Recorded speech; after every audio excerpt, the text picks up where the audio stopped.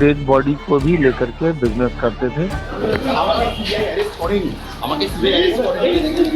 क्योंकि अनक्लेम जो dead body होती है वो तो लावारिश लाश, तो इस तरह के बॉडी को भी लेके वो पैसे का लेन देन करते थे। मैंने अपनी पूरे कैरियर में इतना गंदा इंसान नहीं देखा। ट्रेनी डॉक्टर से रेप और मर्डर के केस में सीबीआई उस समय आरजीकर मेडिकल कॉलेज के प्रिंसिपल रहे संदीप घोष का पॉलीग्राफ टेस्ट क्यों करना चाहती है? 16 अगस्त से लेकर हर दिन उससे लंबी चौड़ी पूछताछ क्यों हो रही है? 6 दिन उससे 62 घंटे पूछताछ हुई और 7वें दिन उसे पूछताछ के लिए क्यों बुलाया गया? सीबीआई उससे क्या पूछ रही है, क्यों बार बार बुला रही है, आपको तफसील से बताएंगे। लेकिन प्रिंसिपल साहब पर लगे सबसे गंभीर आरोप से शुरुआत करते हैं। एक डॉक्टर है, नाम है अख्तर अली, जो प्रिंसिपल संदीप के साथ काम कर चुके हैं। उन्होंने घोष बाबू पर लावारिस लाशों को बेचने तक का आरोप लगाया। सुनिए इंडिया टुडे के रिपोर्टर ऋतिक मंडल से बातचीत में वो क्या दावा करते हैं। सर, मेरा पहला सवाल है कि आप इस एडमिनिस्ट्रेशन से जुड़े हुए थे और यहाँ से जाने के बाद आपने कई सारे गंभीर आरोप संदीप घोष की अगुवाई में किस तरीके से यहाँ पर हो रहा था, इस बारे में जो है आपने बताई थी अथॉरिटी को। क्या कुछ आरोप आपने उठाया था लिखित में? देखिए, कुछ आरोप तो मैंने अपने वहाँ रहते रहते आवाज उठाया था और किया था। सबसे पहले तो मैंने ये बायोमेडिकल वेस्ट का जो ट्रैफिकिंग होता है, जो use syringe, saline bottle, hand gloves, ये सब जो है उनका एक एडिशनल सिक्योरिटी था, वो कुछ लोगों को बेचते थे। वो दोनों बांग्लादेशी सिटीजन थे और ये बांग्लादेश में रिसाइकिल होता था, नंबर 1। फिर वो डेड बॉडी को भी लेकर के बिजनेस करते थे, क्योंकि अनक्लेम जो डेड बॉडी होती है वो तो लावारिश लाश, तो इस तरह के बॉडी को भी लेके वो पैसे का लेन देन करते थे। उनके अगेंस्ट में किससे पैसे लेते थे ये डेड बॉडी को लेकर? ये डेड बॉडी देखिए खरीदती है, उतना मुझे नहीं पता, क्योंकि बस वो बेचते थे। क्योंकि उनके अगेंस्ट में एक पीआईएल हुआ था, नेशनल ह्यूमन राइट कमीशन ने भी एक कंप्लेन लॉन्च की थी और ये काफी दिनों तक चला।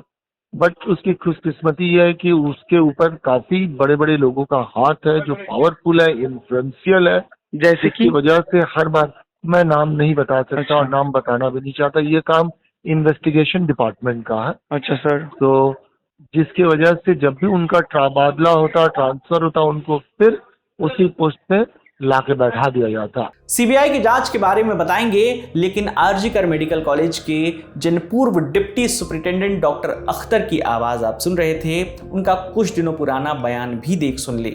इससे पता चलता है कि एफआईआर भले ही अब हुई हो, लेकिन पहले ही वो आरोपों के घेरे में है।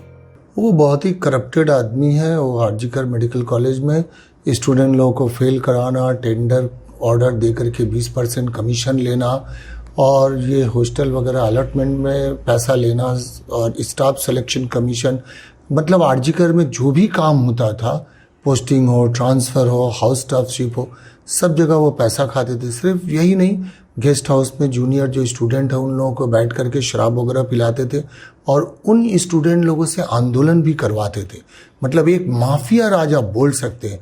मैंने अपनी पूरे कैरियर में इतना गंदा इंसान नहीं देखा। बायोमेडिकल वेस्ट जो डिस्पोज होता है, जैसे disposable use syringe, hand glove, saline बोतल, ये सब जो है अपने किसी एजेंसी से देके वो रीसेल करवाते थे। इसका ट्रैफिकिंग होता था और उसमें तो बांग्लादेशी सिटीजन, जब हमने इंक्वायरी किया था तो पांचू अरबी बोल के था, ये सारा माल जो है बांग्लादेश रिसाइकिल होता था, उनके थ्रू आई इसका सारा पैसा वो लेते थे। प्रिंसिपल संदीप घोष को बार बार पूछताछ के लिए बुला रही सीबीआई उनसे क्या पूछ रही है, इस बारे में सूत्रों के हवाले से पता चला है कि संदीप घोष से क्या पूछा जा रहा है। ट्रेनी डॉक्टर की मौत के बारे में पता लगने के बाद क्या किया, पता लगने के बाद किससे संपर्क किया, परिवार को शव दिखाने से पहले 3 घंटे का इंतजार क्यों कराया, सेमिनार हॉल के पास कमरे में रेनोवेशन का आदेश क्यों दिया। सवाल है, अगर यही पूछ रहे हैं तो बार बार पूछताछ के लिए बुला क्यों रहे हैं। सूत्रों के मुताबिक डॉक्टर संदीप घोष के जवाब उन दूसरे लोगों के बयान से मेल नहीं खा रहे हैं जिनसे पूछताछ की जा रही है। यह भी एक बड़ी वजह है कि सीबीआई संदीप घोष का पॉलीग्राफ टेस्ट कराना चाहती है। पीड़िता के परिवार ने भी आरोप लगाया था कि उनके इशारे पर परिवार को लंबा इंतजार कराया गया था। उसने हमें से बात भी नहीं किया। सारे दिन हम उधर 12 बजे से शाम 7 बजे तक था।